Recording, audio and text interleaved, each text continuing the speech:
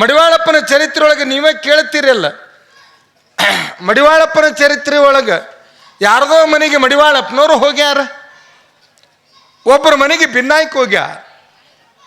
ಕಡ್ಕೋಳದ ಮಹಾಜ್ಞಾನಿ ಮಡಿವಾಳಪ್ಪನವರು ಇದ್ದದ್ದನ್ನು ಇದ್ದಂಗೆ ಹೇಳಿದ ತ್ರಿಕಾಲಜ್ಞಾನಿಗಳು ಒಬ್ಬರ ಮನೆಗೆ ಭಿನ್ನಾಯ್ಕೆ ಹೋಗ್ಯಾರ. ಭಿನ್ನಾಯ್ಕೆ ಹೋದಾಗ ನಾನಾ ಥರದ ಅಡಿಗೆ ಅವತ್ತೇನು ಮಾಡಿಸಿದ್ರು ಅಂದ್ರೆ ಎಣಗಾಯಿ ಬದನಿಕಾಯಿ. ತುಂಬಗಾಯಿ ಅಂತೀರೇ ಏನಂತೀರಿ? ಮಾಡಿದವ್ರು ಹೇಳಿ ಉಣ್ಣಾರು ಹೇಳಕತ್ತೀವಿ ನಾವು ಬರೇ ಅಡಗಾಯಿ. ಎಣಗಾಯಿ ಏನು ಅಡಗಾಯಿ ರೇ, ತುಂಬಗಾಯಿ ರೇ, ಇವು ಓಸು ಒಂದೇ ಇವು. ಹೌದು, ಅಡಗಾಯಿ ಭಾಳ ಚಂದ ಮಾಡ್ಯಾರ. ಇಲ್ಲೋಡಿ, ಅದನ್ನು ಮೊದಲ ಎಣ್ಣೆಯಾಗ ಕರೆದು ಆಮೇಲೆ ಶೇಂಗಾದ ಪುಡಿ ಅದೇನೇನದಲ್ಲ ಅದನ್ನೆಲ್ಲ ಒಳಗೆ ಆ ಅಡಗಾಯದೊಳಗಿಟ್ಟು ಬಾಯ ನೀರು ಬರಕತ್ತೀವ ಏನು ಮತ್ತೆ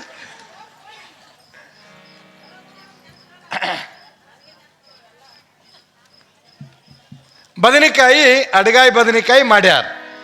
ಎಷ್ಟು ಚಂದಿತ್ತು ಅಲ್ಲ, ಹೇಳಿದ್ರೆ ಈಗ ನೀರು ಬರ್ತಾವ, ಇನ್ನು ಉಣ್ಣ ಮುಂದೆ ಹೆಂಗಿರಬಾರ್ದು. ಅಡಗಾಯಿ ಬದನೆಕಾಯಿ ಮಾಡ್ಯಾರ. ಅದಕ್ಕೆ ಇಲ್ಲೋಡ್ರಿ ಚಂದ ಚಪಾತಿ ಆ ಚಪಾತಿ ಅಡಗಾಯಿ ಬದನೆಕಾಯಿ ಮಡಿವಾಳಪ್ಪನವರು ಪ್ರಸಾದ ಮುಗಿದ ಮೇಲೆ ಅದನ್ನೇನು ನೀಡಾಕತ್ಯಾರಲ್ರಿ, ಇಷ್ಟು ರುಚಿ ಹತ್ತತ್ರಿ ಅದು. ಅವ್ವ ಚಪಾತಿ ಬ್ಯಾಡ ಅಂದ್ರೆ ಅವರು ಯಾರ್ರೀ? ಮಡಿವಾಳಪ್ಪನವರು. ಚಪಾತಿ ಬ್ಯಾಡ ನನಗೆ, ನೀ ಮಾಡಿದ ಪಲ್ಯ ಎಷ್ಟು ಚಂದದ ಅಂದ್ರೆ, ನೀ ಮಾಡಿದ ಅಡಗಾಯಿ ಬದನೆಕಾಯಿ ಎಷ್ಟು ರುಚಿ ಅದ ಅಂತಂದ್ರೆ ಅದೇ ಉಣ್ಣಂಗೆ ನನಗಾಗ್ಯದ. ಅವ್ವ ನನಗೆ ಬದನೆಕಾಯಿ ಪಲ್ಯನೇ ತಗೊಂಬ, ಯವ್ವ ನನಗೆ ಬದನೆಕಾಯಿ ಪಲ್ಯನೇ ತಗೊಂಬ, ಯವ್ವ ನನಗೆ ಬದನೆಕಾಯಿ ಪಲ್ಯನೇ ನೀಡು ಅಂತ. ಅಲ್ರಿ, ಇಬ್ಬರು ಗಂಡ ಹೆಂಡತಿದ್ದ ಮನ್ಯಾಗ ಒಬ್ಬ ಅತಿಥಿ ಬಂದಾಗ ಅಡಿಗೆ ಎಷ್ಟು ಮಾಡ್ತೀರಿ ನೀವು? ಒಮ್ಮೆ ಏನು ಜಾತ್ರೆ ದಾಸೋಗ ಮಾಡ್ದಂಗೆ ಆಗ್ತದನ್ರಿ? ಇಲ್ಲ, ಸ್ವಲ್ಪ ಮಾಡ್ಯಾರ. ಮಾಡಿದ್ದನ್ನು ಯಜಮಾನ ನೀಡ್ತಿದ್ದ, ಹೆಣ್ಮಗಳು ಬಳಸಿ ಕೊಡ್ತಿದ್ದಳು. ಅವಾಗ ಯಜಮಾನ ಹೋಗಿ ಬದನೆಕಾಯಿ ಕೊಡು ಅಂತಂದ್ರೆ ಅಡಿಗೆ ಮನೆಯಾಗಿನ ಮರ್ಯಾದೆ ಯಾವಾಗಲೂ ಪಡಸಲಿಗೆ ಬರಬಾರ್ದು. ಅಡಿಗೆ ಮನೆಯೊಳಗಿನ ಮರ್ಯಾದೆ ಅದು ಪಡಸಲಿ ಒಳಗೆ ಇರಬೇಕಲ್ರಿ. ಹೆಣ್ಮಗಳು ಕಿವಿಯಾಗಿ ಹೇಳಿದಳು ಏನಂತ ಗೊತ್ತಾ? ಅಪ್ಪೋರು ಚಪಾತಿ ಬೇಡದ್ರೆ ನಾನು ನೀಡಬಲ್ಲೆ, ಬರೇ ಬದನೆಕಾಯಿನೇ ಕೇಳಾಕತ್ಯಾರ, ನಾನೇನು ನೀಡಬಲ್ಲೆ ನೋಡು ಅಂತ ಆ ಮಾಡಿದ ಬೊಗೋಣಿ ಅದೇನಿತ್ತಲ್ರಿ, ಬದನೆಕಾಯಿ ಅಡಗಾಯಿ ಮಾಡಿದ ಬೊಗೋಣಿ ತೆಗೆದು ನೋಡಿದ್ರಿ, ಪೂರ ಬಳಸಿ ನೀಡ್ಯಾರ. ಅವಾಗ ಬಂದಂದ, ಅಪ್ಪೋರೆ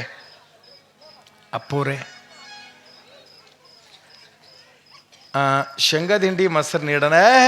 ಶೇಂಗಾದ ಹಿಂಡಿ ಮೊಸರು ಬೇಡೋ ನಮಗೇನು ಬೇಕು?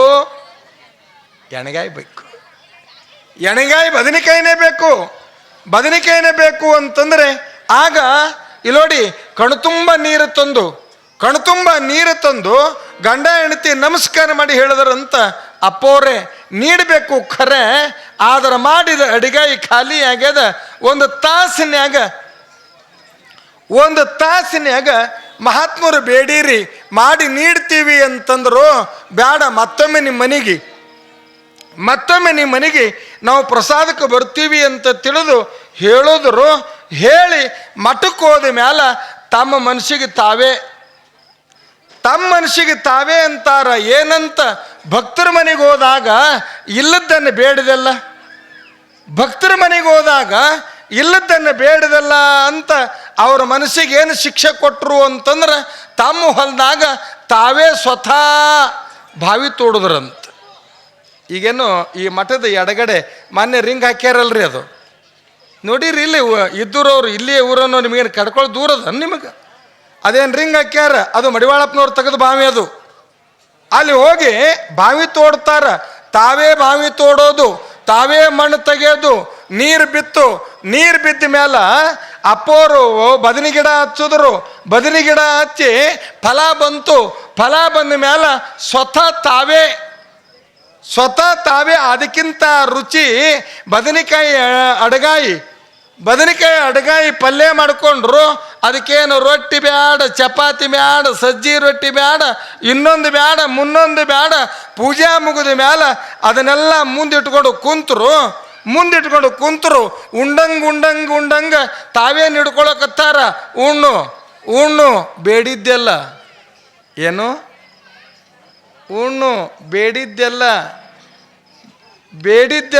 ಉಣ್ಣು ಬೇಡಿದ್ದೆಲ್ಲ ಉಣ್ಣು ಅಂತ. ಇಲ್ಲಿ ನೋಡ್ರಿ, ಬರೇ ಪಲ್ಯನೇ. ಅವರು ಬದನೆಕಾಯಿ ಪಲ್ಯನೇ ಉಣ್ಣಾಕತ್ರು. ಎಷ್ಟು ಹೋಗ್ತದ್ರಿ. ಇಲ್ಲಿ ನೋಡ್ರಿ, ಬರಬರ್ತ ಅವರೇನು ಉಣ್ಣಾಕತ್ತಿದ್ರಲ್ಲ, ವಾಲ್ಯ ಅಂತ ವಾಯ್ಕ್ ಅಂತದ. ಒಲ್ಲೆ ಅಂತ ವೈಕ್ ಅಂತದೆ. ಇಲ್ಲಿ ನೋಡ್ರಿ, ಇಟ್ಟಿದ್ದು ಹೊರಗೆ ಬರಾಕತ್ತದ, ಮತ್ತೆ ಒಳಗೆ ಹಾಕ್ತಾರ. ಬೇಡ್ತಾನೆ ಇನ್ನಮ್ಮ. ಯಾರಿಗೆ? ಮನಸ್ಸಿಗೆ. ಬೇಡ್ತೇನೆ ಇನ್ನಮ್ಮ ಬೇಡ್ತ. ಯಾರ ಮನೆಗರೆ ಹೋಗಿ ಏನೆಲ್ಲವನ್ನ ನೀನು ಬೇಡಾಕತ್ತಿದ್ದಿ, ಯಾರ ಮನೆಗರೆ ಹೋದ್ರ ನಿನಗರ್ತದೇನು? ಯಾರ ಮನೆಗರೆ ಹೋಗಿದಿ ಅಂತಂದ್ರ, ದುಡ್ದಿಲ್ಲ ಅಂದ್ರೆ ನೀಡದಷ್ಟು ಉಣ್ಬೇಕು. ಏನ್ರಿ? ದುಡ್ದಿಲ್ಲ ಅಂತಂದ್ರ ನೀಡದಷ್ಟು ಉಣ್ಬೇಕು, ದುಡ್ದಿದಿ ಅಂತಂದ್ರೆ ಬೇಕಾದಷ್ಟು ಉಣ್ಬೇಕು. ಯಾಕ್ರಿ ನಾ ಈ ಉದಾಹರಣೆಯನ್ನ ಈ ವೇದಿಕೆ ಮೂಲಕವಾಗಿ ಹೇಳ್ತೀನಿ ಅಂತಂದ್ರೆ, ಆಗ ಕಡ್ಕೋಳದ ಮಡಿವಾಳಪ್ಪನವರು ಆ ಬದನೆಕಾಯಿ ಉದಾಹರಣೆ ಮೂಲಕವಾಗಿ ಮನುಷ್ಯನ ಆಸೆಗೆ ಕಡಿವಾಣ ಹಾಕಿ ವೈರಾಗ್ಯದ ಯೋಗಿಯಾದವರು ಪರಮ ಪೂಜ್ಯ ಕಡ್ಕೋಳದ ಮಡಿವಾಳಪ್ಪನವರು. ಹೌದು, ಕಾಯಕದ ಪ್ರಜ್ಞೆ ರೀ. ಕಾಯಕ ಅಂದ್ರೆ ಏನ್ರಿ? ಕಾಯಕ ಅಂದ್ರೆ ಏನ್ರಿ? ಕೆಲಸ ಅಂದ್ರೆ ಕಾಯಕ ಅಂದ್ರೇನು, ಕೆಲಸ ಅಂದ್ರೇನು ನೀವು ತಿಳ್ಕೋರಿ. ಕಾಯಕ ಅಂತಂದ್ರೆ ಮಾಲಾಕಿದ್ರೇನು ಇರದಿದ್ರೇನು, ಶ್ರದ್ಧೆಯಿಂದ ದುಡಿಯೋದಕ್ಕ ಕಾಯಕ ಅಂತಾರ. ಇನ್ನ ಮಾಲಾಕ್ ಮುಂದಿದ್ದಾಗ ದುಡಿಯೋದಕ್ಕೆ ಕೆಲಸ ಅಂತ. ಇವೆರಡರಾಗ ನೀವೇನು ಮಾಡ್ತೀರಿ ನಿಮಗೆ ಬಿಟ್ಟಿದ್ದು.